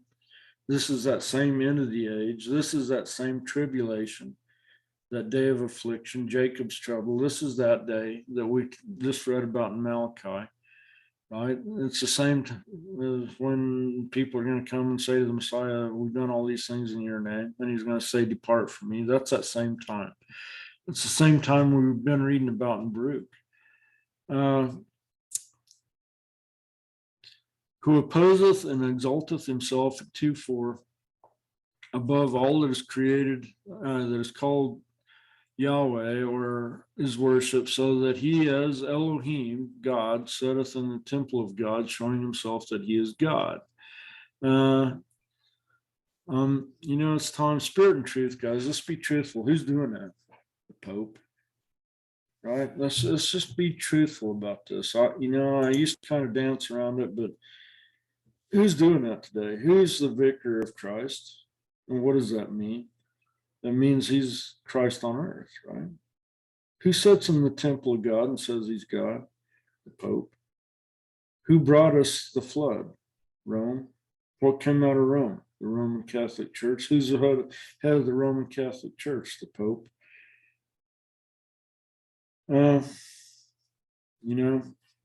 We're at a time when we can't mince words anymore. Spirit and truth, guys. Let's be truthful. I'm not making this stuff up. Who opposeth and exalteth himself above all that is called Elohim, or that is worship, so that he as Elohim sitteth in the temple of Elohim, showing himself that he is Elohim. Is the Pope doing that? Let's be honest. Yeah. He's the vicar of Christ. He is God on earth. He's in place of God on earth. That's exactly what that means. Remember you not that when I was yet with you, I told you these things. Know ye not that what withholdeth that he might be revealed in his time, for the mystery of iniquity. There's that word iniquity again. Maybe it means something different here. Let's just look. 2:7. We're talking about the mystery of iniquity, right? Iniquity. Maybe it means something different here. Well, no, same thing. It's G458, violation of the Torah, specifically the Torah of Moses. We're talking about the mystery of the violation of the Torah, specifically the Torah of Moses. By definition, these people will be Gentiles, right? Let's see what Paul says about it. That's the same word iniquity, and we're talking about, here's that same word wicked, and we're going to see unrighteousness, all these words that we just read about that all mean Torahlessness, right? They're all through this. Let's go back and let's just break it down. For the mystery of iniquity is already at work. Okay, so let's look at this for a second. In Paul's time, has Rome already come on stage? Absolutely. It's already at work in Paul's time. Rome has appeared, that fourth kingdom that's going to dilute the word of God with a flood. It's already at work in Paul's time. Only he that now letteth will let. So Yahweh's letting it happen until he be taken out of the way. At some time he's letting it happen, but then he's not going to let it happen. And then shall that wicked, what is wicked? Torahless, right? It interchanges with Torahless, be revealed, whom Yahweh shall, this is Yeshua, shall consume with the spirit of his mouth and shall destroy with the brightness of his coming. Is that anything different than what we just read in Baruch? Let's read it again. Let's see. Therefore, a fire shall consume their thoughts, and a flame shall the meditation of their mind be tried. For the judge shall come and will not tarry. Whom Yeshua will consume with the spirit of his mouth, because each of the inhabitants of the earth knew when he was transgressing, but my Torah they knew not by reason of their pride. Is that saying anything different in Thessalonians than Baruch said? No, that's the exact same thing. Who Yeshua will consume with the spirit of his mouth and shall destroy with the brightness of his coming. That's exactly what Baruch just said. Right? Even him whose coming is after the working of Hasatan with all power and with all power, signs and lying wonders, and with all deceivableness and unrighteousness. There's that word unrighteousness. What does it mean? Torahless. We just saw that. Strong's defines it as Torahless, without the Torah, a violation of the Yahweh's law, specifically the law of Moses. That's unrighteousness. And with it, all deceivableness of unrighteousness in them that perish. Is that anything different than what happened in Baruch? No, same thing. Because they receive not the love of the truth. What is the truth? We just saw that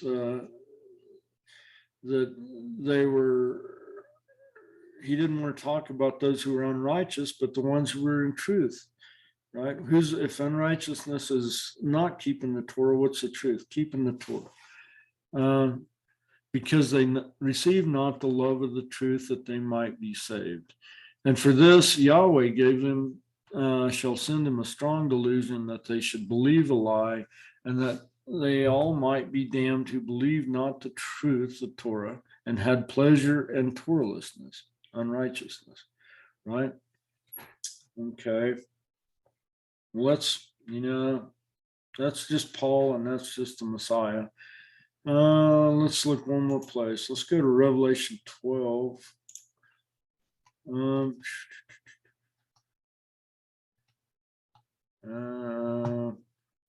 Let's go to 12:17. All right. Now this, I said John got into some prophecy in the New Testament. This is prophecy. Who's telling him this? The Messiah. Right? This is a prophecy that, what day is it? It's the end of the age. It's the end of the day. It's day of trouble, day of affliction, tribulation, whatever you want to call it. It's the same day Malachi's talking about, same day Baruch's talking about, same day Matthew's talking about, same day we read about in Psalms when the wicked are not so, they'll be destroyed. Day of judgment, it says in Psalms. Same day. And the dragon was wroth with the woman, and he went to make war with the remnant of her seed, which keep the commandments of Yahweh and have the testimony of the Messiah, Yeshua HaMashiach. Is that not saying exactly who the Hasatan, the dragon, is not after Joel Osteen. He's not after Kenneth Copeland. He's not after Joyce Meyer. He's not after the Pope. He's after those who are keeping the commandments of Yahweh and have a testimony of Yeshua HaMashiach. I'm gonna let that sink in for a second. That's revelation, and again, I told you at the beginning, if these people that removed Baruch would have had their way, they would have removed revelation. They couldn't get it done, but they tried. Why'd they try? Because of that scripture right there. They did not like the thought that in the end day, at the day of tribulation, in the tribulation, that the dragon would be chasing those who are keeping the commandments of Yahweh and have a testimony of Yeshua HaMashiach. Okay, let's just go 14, 12, I think. Yeah, here's the patience of the saints. Who are the saints? Do you want to be a saint? I'd like to be a saint. Here's the patience of the saints. Here are they who keep the commandments of Yahweh. What do we call that? The Torah. And have the faith of Yeshua HaMashiach, the Messiah. All right. Is that anything different than what we read in Baruch? That is the exact same thing. Is that anything different than we read in Malachi? It's the exact same thing. Is that anything different than we read in Matthew? That's the exact same thing. Is that anything different than what we read in Thessalonians? That's the exact same thing. I can take you to Isaiah, it would say the exact same thing. I could take you to Ezekiel, it would say the exact same thing. I could take you to Jeremiah, it would say the exact same thing. I can take you to Hosea. I can take you to name a prophet. They're all saying this. But because we're a product of what we've been taught by the Roman Catholic Church, that fourth kingdom, the word has been corrupted by a flood. And it was like a bunch of wild beasts entering the forest full of iniquity. What is iniquity? Torahlessness. Guys, spirit and truth. Maybe we need to hang the things we've been taught and judge them against the word. Most of us can read. If you can't, we know somebody who can. Have them read you what it says. Nowhere does it say anything different than this. If any prophet is wrong about one thing, they're wrong about everything. And then every one of them are saying this same thing. Now, I'm not going to go through all of them, but they do. Let's go to Jeremiah, and I'm going to call it as far as comparing it. We're going to talk about this new covenant and see what Jeremiah is saying about this new covenant. 31, 33, we'll start 31, 31. Okay, and so again, I'm going to get out here for a second. We're going to set it up. Jeremiah and Baruch are contemporary. They are happening at the same time. So at the time Jeremiah is writing this prophecy about this new covenant that's coming, right? It hadn't happened yet, but it's coming. Baruch is seeing a vision of the end, and he's going to write about this covenant, what's going on in the end. And what does he say about it? Now, let's just back up and let's see. Baruch writes this: "For lo, I see many of your people who have withdrawn from your covenant." That's in the end time. But at the same time he's writing that, Jeremiah is writing about this new covenant, right? Let's see what Jeremiah says about this new covenant. This is 900 years after Moses. He's talking about a new covenant that's yet to come. So let's read about this new covenant, and then we'll go back and compare it to, where do I want to go right here? It's getting late, guys. Okay, we're going to go to Jeremiah 31, 31. Behold, the days come. This is Jeremiah's writing this the same time Baruch is writing what he's writing. Behold, the days come, saith Yahweh, that I will make a new covenant with the house of Israel and with the house of Judah. You know, we talked about it a second ago. Judah did not mingle with the nations. Israel scattered to the wind. They mingled with every nation. Not according to the covenant that I made with their fathers in that day that I took them by the hand to bring them out of the land of Egypt, which my covenant they broke. Although I was a husband to them, he looked at this as a marriage covenant. That's a whole nother teaching. But this shall be the covenant that I will make with the house of Israel. These are the ones that mingled themselves with the world, the Gentiles, right? Who got the new covenant. After these days, saith Yahweh, I will put my Torah in their inward parts. That word law means Torah, Yahweh's instruction. I'm going to put my instructions, my Torah, in their inward parts, and I will write it in their hearts. We claim that as a church, that it's a heart thing now. All right. And I will be their God, and they will be my people. And they shall teach no more every man his brother, every man his neighbor, every man his brother, saying, Know Yahweh, for they shall all know me, from the least of them to the greatest of them, says Yahweh, for I will forgive their iniquity. Who forgave our iniquity? The Messiah, right? Isn't that part of this new covenant that he forgave our iniquity? What is iniquity, by the way? Toralessness.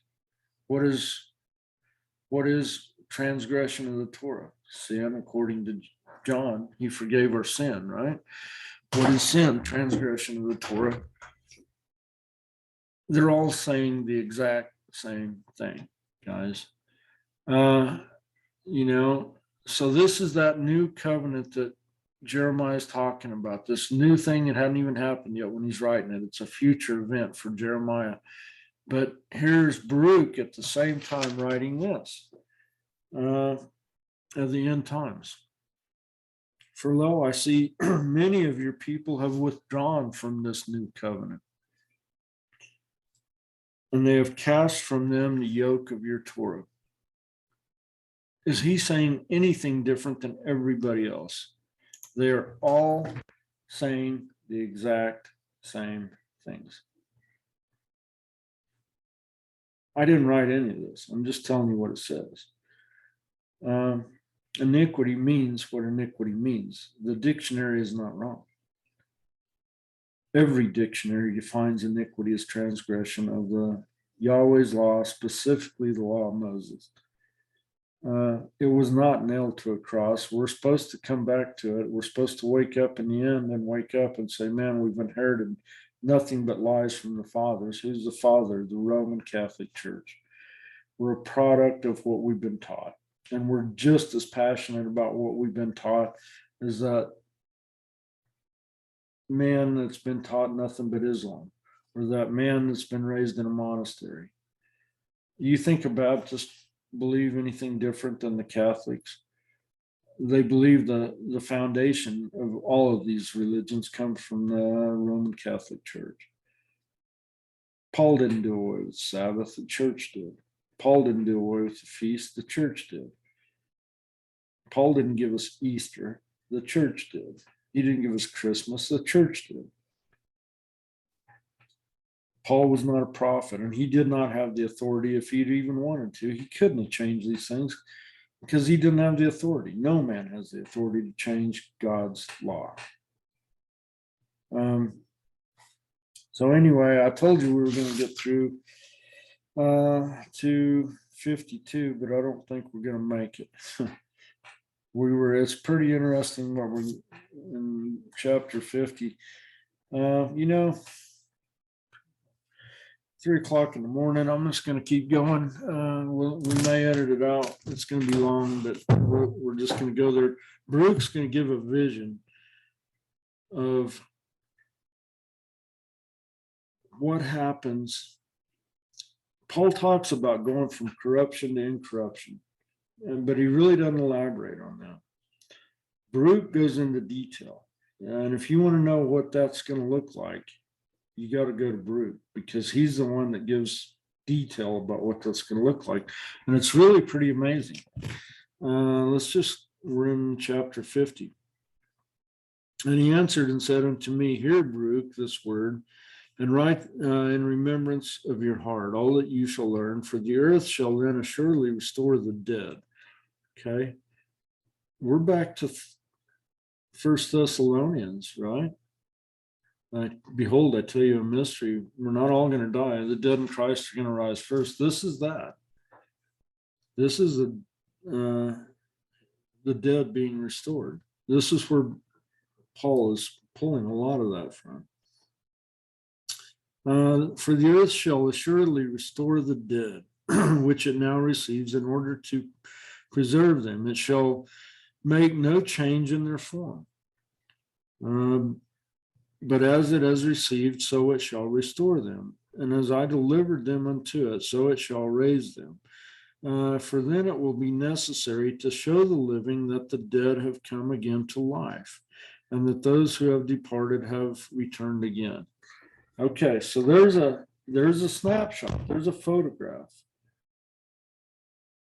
You know, when my father is raised, I will recognize him, because he's going to look just like he did. You know, maybe he's 40 years old. I don't know. Maybe he's not 70. He passed at 73. You know, maybe he's 40 years old, but I'm going to know him. I know what he looked like when he was 40. And for that reason, when they come out of the grave, Baruch, he's telling Baruch, they're going to look like what they looked like going into the grave when they come out of the grave. And the reason they're going to look like that is so that the living will recognize the dead. I'll recognize my father. They're going to be the same for a little bit. And it shall come to pass, when they have severally recognized those whom they know, then judgment shall grow strong. Okay, so they're coming out before the end. The judgment is going to grow stronger. They're going to come out before the very end. And, you know, if you listen to Hosea, he's clearly saying, there's a whole teaching there. This is in the valley of Jezreel, where it was said to them, you are not my people. There you're going to be told you are my people again. That happens in the valley of Jezreel. Where is that? That's Megiddo. That's a whole nother teaching, but it's right before the end. There is still judgment coming, but it's right at the end. And that's a whole nother teaching, but that's when this is happening. And it shall come to pass, when they have severally recognized those who they know, then judgment shall grow strong. You're headed into Armageddon, Megiddo.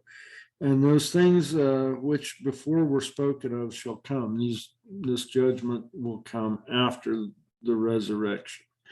And it shall come to pass, when that appointed day has gone by, that then shall the aspect of those who are condemned afterwards be changed. So those who are condemned, their appearance will begin to change.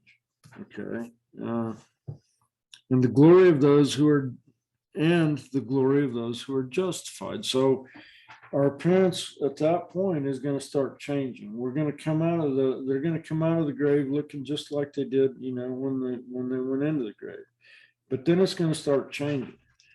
For the aspect of those who now act wickedly shall become worse than it is, and they shall suffer torment. As for the glory of those who have now been justified in my Torah, same thing that Zephaniah or Malachi is saying, same thing that Matthew's saying, the Messiah is saying there, same thing that John's saying, same thing that Peter or Paul's saying in Thessalonians, same thing that it says in Revelation, the Torah.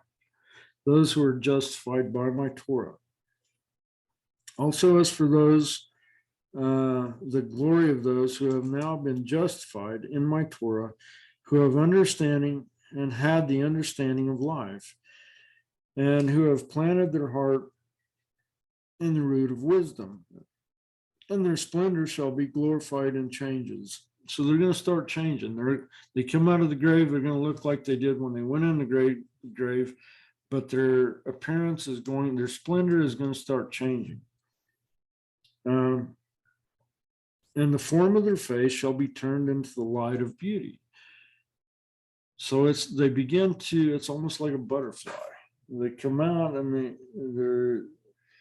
they're going through a change. And then all of a sudden, the form of their face, and if you want to hear about this, you're going to have to read Baruch, because it's not talking about it anywhere else, what it's going to look like.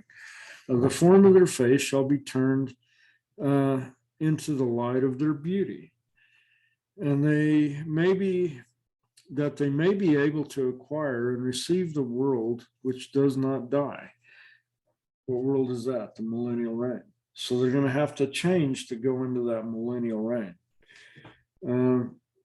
which is then promised to them. That's where we started talking about this millennial, this promised time. For over this, above all, shall those who come then lament that they had rejected my Torah. There's going to be a lot of weeping and gnashing of teeth. Why? They rejected his Torah. Don't tell me about the Torah. I don't need somebody telling me what's right and wrong. I know what's right and wrong. No, you don't. The very thing that we will be judged by, the scales that we will be judged by, are the Torah. Now we have a Messiah. Who's the dragon after? He's after those who are keeping the commandments of Yahweh and have the testimony of the Messiah. It's like J.B. Weld. It takes two things. You put one on, it doesn't hold nothing. You put the other on, it holds nothing. You put them both together, it turns hard. It works, right? It's like a cement when you put them together. It takes both.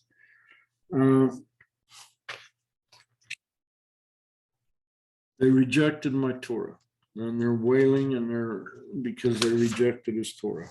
They stopped their ears that they might not hear wisdom or receive understanding. I talk to people all the time, and it's like talking to a brick. Don't tell me about your Torah. I don't want to hear about your Torah. But at someday, it says that they're going to be weeping and gnashing of teeth. Why? Because they rejected my Torah, stopped their ears that they might not hear the wisdom or receive understanding. When therefore they see those over whom they are now exalted, but who shall then be exalted and glorified more than they. So what's that saying? At the end of time, there's going to be people who are exalted. They're ruling over everybody else, but it's going to flip, and they're going to see that though they were exalted, now those who they were ruling over are now exalted more than they. And beauty will turn into ugliness. What the world thinks is great is not going to be important at all, right?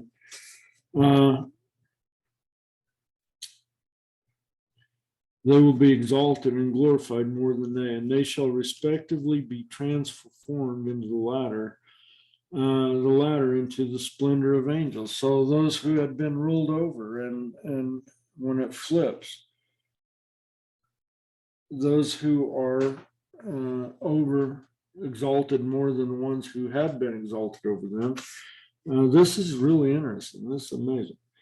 They shall respectively be transformed, the latter into the splendor of angels. You want to hear about what this is going to look like, you got to read Baruch, right? Paul says we're going from corruption to incorruption. This is an in-depth picture of what that's going to look like, right? They will be turned into the splendor of angels. The former shall yet more waste away under the wonder at the visions and in the beholding of their forms. For they shall first behold and afterwards depart to be tormented. So those people who were exalted over everybody else, it's going to flip. And then those who were being reigned over by those that were exalted are going to be exalted more than the first group. But the first group is going to see it happen, and they're going to see this group be exalted like angels. They're going to be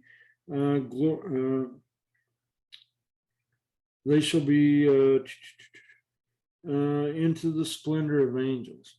And this group's going to see that happen. And they shall yet more waste away in the wonder at the visions and in the beholding of the new forms of those people who are being glorified like angels. For they shall first behold, they're going to see this, and afterwards they're going to be depart to be tormented. So that's given a pretty clear picture of what that's really going to look like. You know, Paul says you're going from corruption to incorruption. This is saying what that's going to look like, more of a video of it. You can imagine in your mind what's going to happen. But those who have been saved by their works, okay, whoa. Been saved by their works. James talks about that, right? I'll show you my faith by my works, right? Isn't that what James says? So your works are kind of important, but those who have been saved by their works, and I don't want to exclude the Messiah, because it's twofold. It takes the Messiah and the Torah. But these have been saved by their works, and to whom the Torah has been now a hope and understanding and an expectation and wisdom and confidence shall wonder appear in their times. And some of you right now are cringing and saying, no, that's not right. It's not about the Torah. It's still, you're fighting it. You're saying it's not about the Torah. What did the Messiah say in Matthew? We've cast out demons in your name. We've prophesied in your name. We've done all these wonderful things. And he says, depart from me, you who are Toraless. It takes two. It takes the Messiah. Who's the dragon after? Those keeping the commandments of Yahweh and have the testimony of the Messiah. It takes two. The Torah was not done away with. Who gave us that? The fourth kingdom, the Roman Empire, the Catholic Church. For they shall behold the world as which is now invisible to them, and they shall behold a time which is now hidden from them, the millennial reign. And time shall no longer age them. Okay, so you're incorruptible. Your countenance has changed. The beauty of your soul is coming through. Your face is shining. You've been changed. And time shall no longer age them. For the heights of that world shall they dwell, and they shall be made like unto the angels, and be made equal to the stars, and they shall be changed in every form they desire. That's pretty interesting.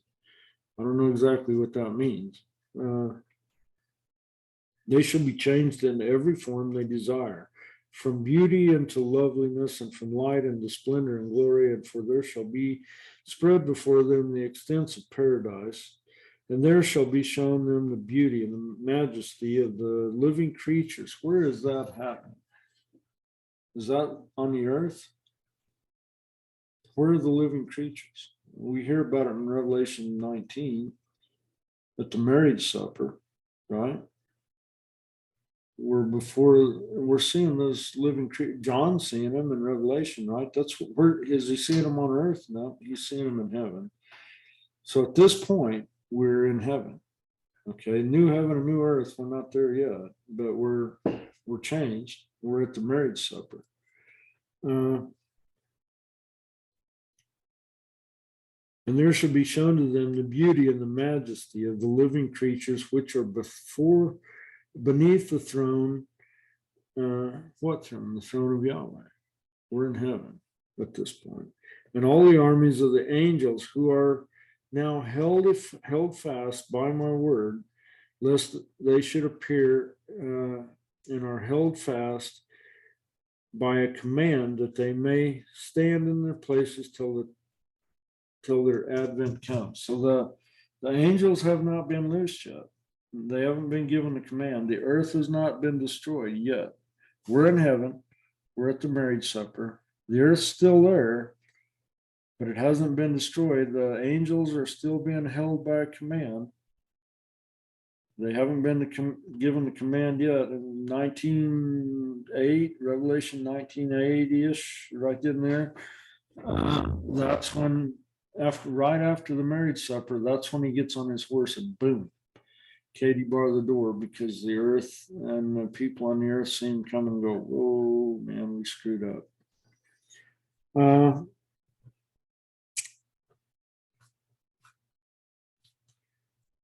So the armies of the angels who are now held fast by my word, lest they should appear, and are held fast by a command, they're not loosed yet, that they may stand in their places till their advent comes. Moreover, there shall be an excellency in the righteous, surpassing that of the angels. Wow, what just happened there? There will be an excellency in the righteous at the marriage supper that surpasses the angels. That's you're not finding that anywhere else.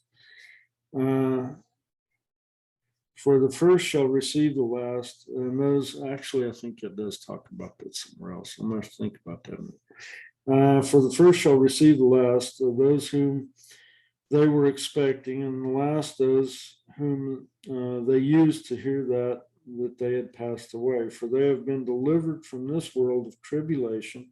Where are they coming out of? Judgment Day, tribulation.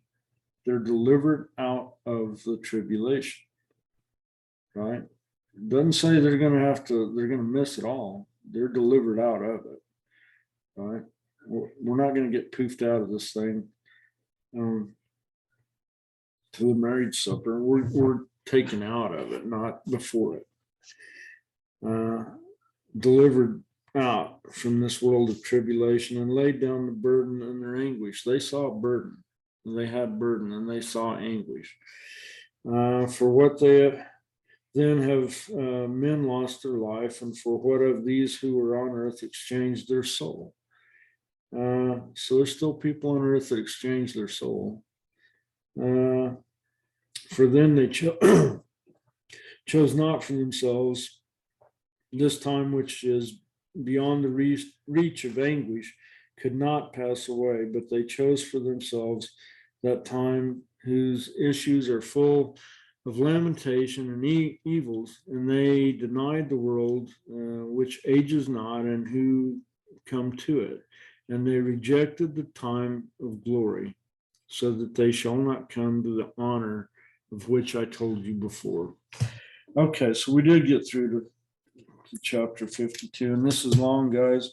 I know it's long, but what's the truth worth? You know, I bet you're not hearing this at the pulpit on the first day, on Sunday.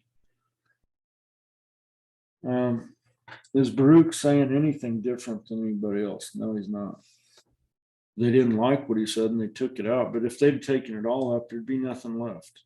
The problem with the lie is sooner or later it catches up to you. Well, it's catching up. You can't take away Malachi. Okay, let's take away Malachi. Well, you can't take away Ezekiel.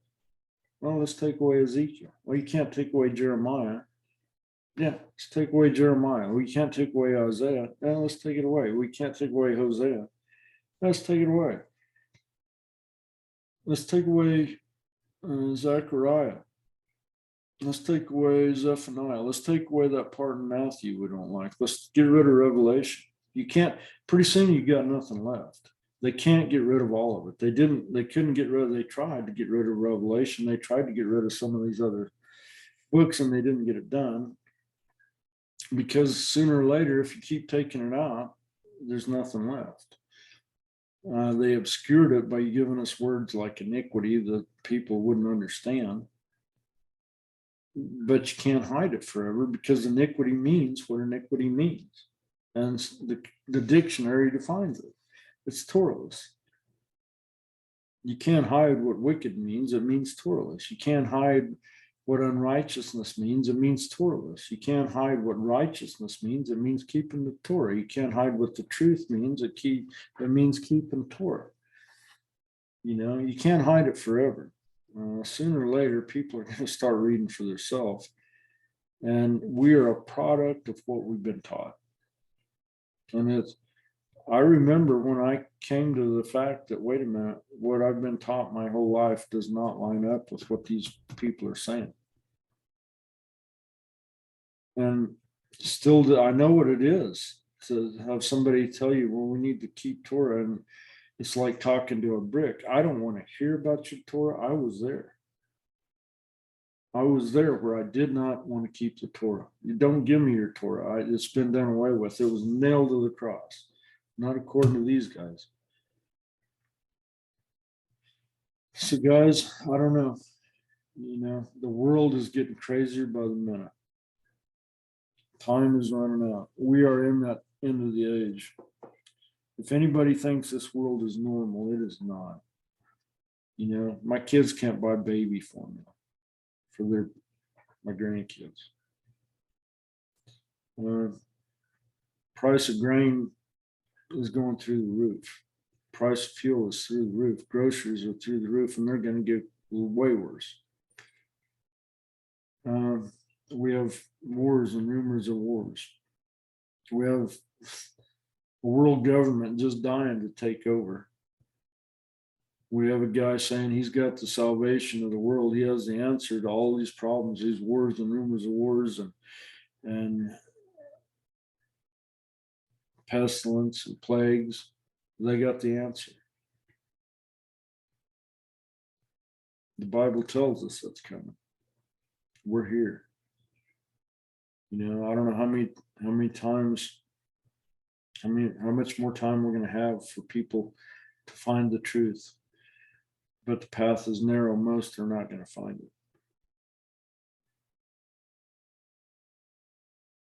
Like Ezra said, it's going to be like a drop out of a wave. A drop of water out of a wave. Not very many. Over and over, it says many were destroyed in fire. When you're walking on the ashes of all those around you, remember the Torah. Depart from me, I never knew you, you workers of Torahlessness. The mystery of Torahlessness, when the Messiah will come and destroy the wicked, the Torahless, by the brightness of his coming. The dragon will be chasing those who are keeping the testimony of the Messiah and keeping the commandments of Yahweh. I ain't making any of this up. It's there. You have a hard time. You have to look the other way when you read that. You have to skip over it because you can't explain it. If any of them are wrong, it's all wrong. We're a product of our teaching. And about 2,000 years ago, a fourth kingdom arose who corrupted the word. We're a product of the teaching that they have given us. Jeremiah 16:19, I think. It's getting late. We've inherited nothing but lies from our fathers. Everybody needs to study before it's too late. Yahweh bless you and keep you until next time. I know it was long, but study. Go home and study. Shalom.